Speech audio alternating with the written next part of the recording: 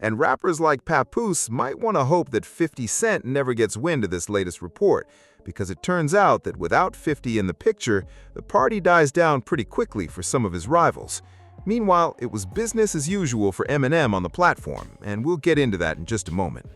We've also got Dame Dash still taking shots at Jay-Z whenever the opportunity presents itself, with a recent clip sparking wild reactions online due to some bold claims Dame made about Beyoncé.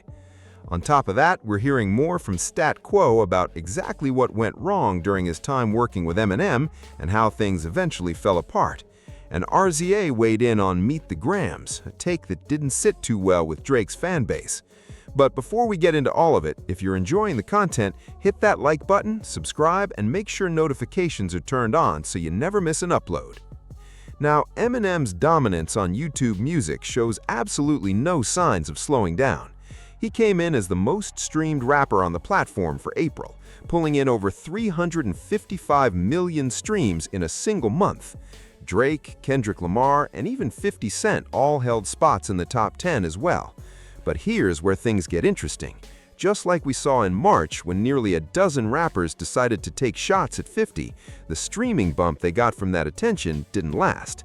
Papoose took the biggest hit, dropping from 1.86 million streams in March all the way down to 500,000 in April.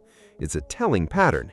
Everyone seems to be a better rapper than 50 right up until people actually start listening to the music.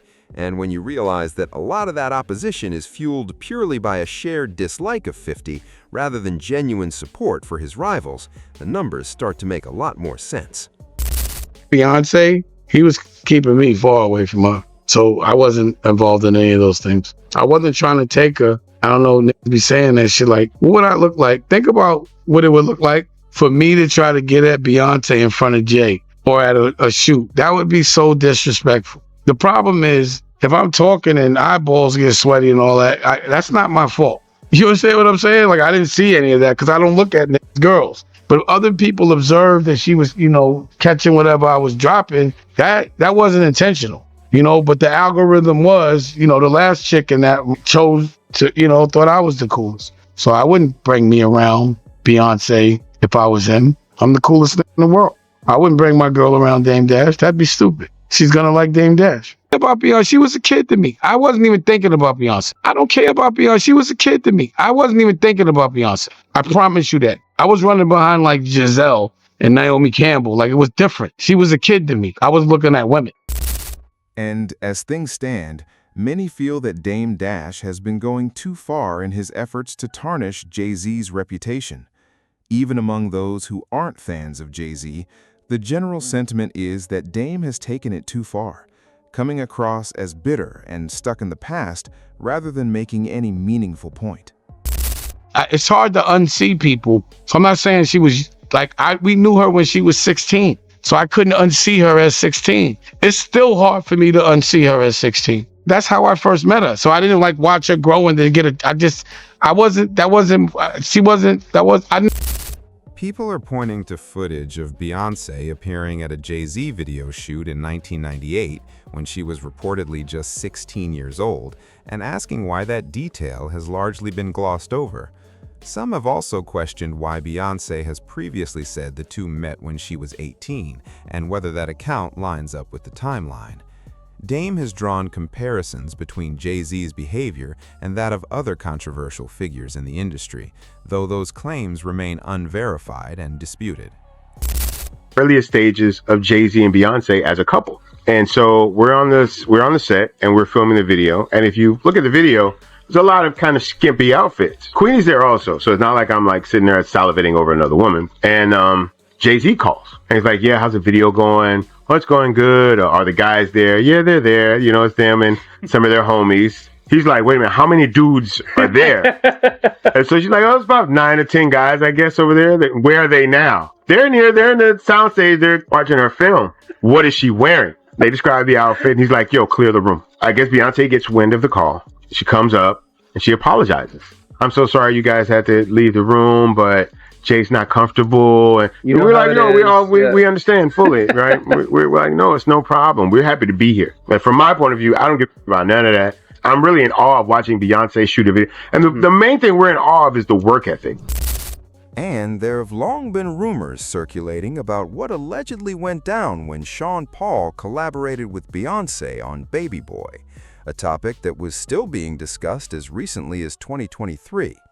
But bringing it back to the main conversation, what do you think about Dame Dash continuing to push these narratives?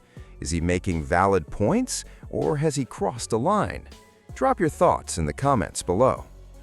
And shifting gears, RZA has shared his take on Kendrick Lamar versus Drake beef, and one particular comment he made has clearly struck a nerve with Drake's fan base, and it's not hard to see why.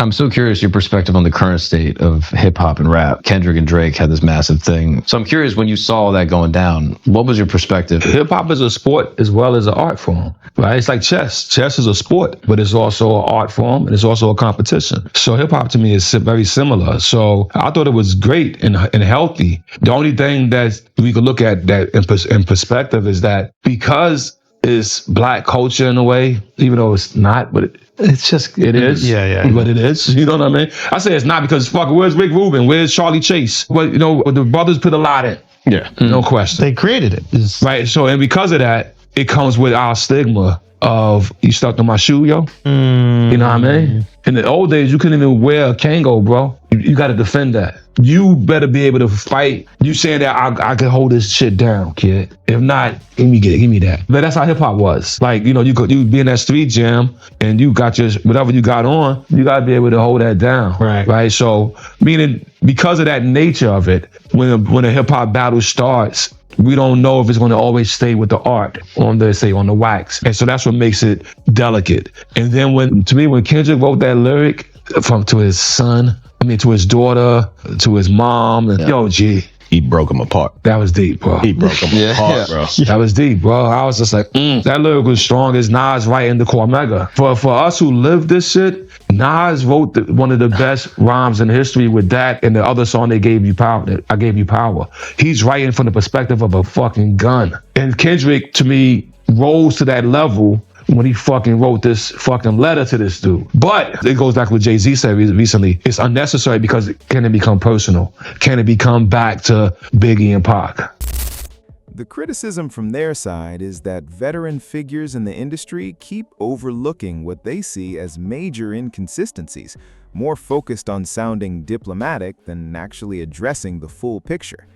There's also frustration over the claim that Kendrick had already recorded his response before Drake's diss even dropped, meaning the reply may have been pre-planned rather than reactive, something Drake supporters feel hasn't been called out enough. On the flip side, many in Kendrick's corner are calling Meet the Grams one of the greatest diss tracks ever written, praising it as a masterclass in lyricism and storytelling. And here's an interesting angle to consider. Some fans are speculating that Kendrick may have been strategically future-proofing certain lines in that track, which, if true, makes the whole thing even more calculated than it first appeared. I just want to know where an artist has did any type of deal, been successful, and then they didn't complain about something that went on with their past once they weren't successful. It's never happened. I did it. I had the opportunity. I signed with Dr. Dre and Eminem, and then when that situation went left, I did an interview and then I look back at myself like I was an idiot for saying that. Then people gave me an opportunity, gave me a chance. They changed my life, and these people are still in my life right now. Like, how could I ever think anything opposite? But I think at the time you so caught up in like what could have been instead of what actually happened. And what actually happened is, man, you made a shit ton of money with these people, and they gave you an opportunity that nobody else did. And your name will live on forever because you was a part of something that was so historic. So how you gonna be mad? How can I ever be mad at Dr. Dre? Are you kidding me? This guy changed my existence. Eminem, Paul Rosenberg, Jimmy Iovine. How can I ever be mad at these people? These people changed my life. I live in this life because those people saw I was suitable enough to be down with what they were doing. At a certain point, Eminem just got frustrated with you because you weren't, right? Well, that was a mistake that I made for opening my big mouth because I'm questioning a man that sold a quadrillion records telling him that something's not going to work. That's stupid. I was dumb. And Adam22 is catching some heat in all of this as well. A number of people are convinced that Stat Quo's interview didn't quite deliver the explosive moment Adam was hoping for.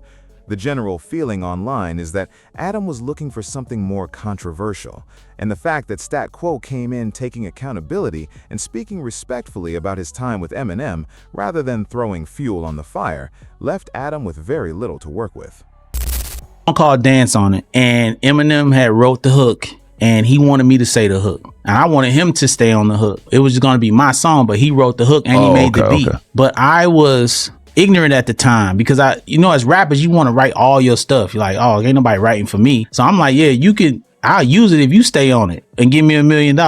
Yes, I said that. You said give me $1 million just as like a joke because you already signed, right? Yeah, I was signed, but it wasn't a joke. I'm just saying that. And he got so mad, stormed out the studio, and Dre was like, why did you say that? I'm like, I was just saying that. I was like, you think he mad? He's like, Dre's like, absolutely. And Dre was like, we got to finish the album. It's over. He's done with you. Wow. Right then. I'm like, damn, for real? And they had set it up. They put out the re-up. I had the most songs on that. Looking back, I could see what they were doing. They were setting me up to come out because I think that thing went double platinum. And then I was going to be the next thing to drop. But me and my big mouth. And that's what I'm saying. That's why I could never get upset with an artist for saying things out of turn, because I said shit out of turn. Plus, you emotional about your stuff. You're not being rational. And I was emotional about my stuff. And I apologized to him, begged and pleaded. It was over with. I remember he had something, I think, where he had an overdose or something. I sent him this package. This was after I wasn't even with the label anymore. But something where he was in the hospital. I don't know if it's overdose or something. But I sent him a package so he could recover. And I remember